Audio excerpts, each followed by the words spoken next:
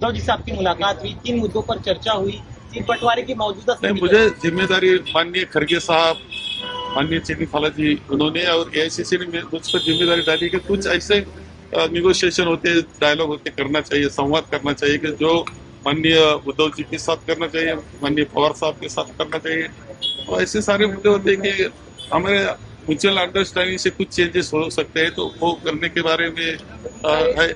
कुछ ऐसे कि हमारे प्रोग्राम हमें लेने हैं स्टेट में, जिसमें राहुल जी रहेंगे, खुद राहुल जी रहेंगे, उद्धव जी रहेंगे, पवार साहब रहेंगे, तो उसके बारे में क्या कर सकते हैं, कौन से टाइम पर लेना चाहिए, डेट क्या होनी चाहिए, ये इस पर सब चर्चा हमने की है।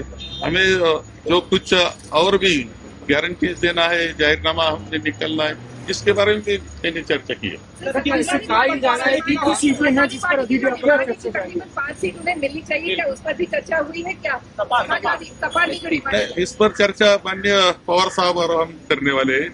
मैं 3:30 बजे माननीय पवार साहब को मिलने वाला हूँ। ऐसा कहा जा रहा है कि अभी सीटों को लेकर कुछ विवाद बना हुआ है। आप लोगों के विवाद ऐसा नहीं है, अभी चल रहा है वो म्यूचुअल अंडरस्टैंडिंग में चल रहा है। थोड़ा सा मुंबई के बारे में जो चर्चा है कि 2-3 सीट के बारे में चर्चा चल रही है। एक सवाल ये मुझे बताया जा रहा है कि हरियाणा पैटर्न को रिपीट करते हुए आगे से जो है वो महाराष्ट्र में खास प्लान लेकर जाएंगे, स्ट्रैटेजी लेकर जाएंगे। आपको लगता है कि संघ के किसी भी प्लान का फायदा बीजेपी को पहुंचेगा?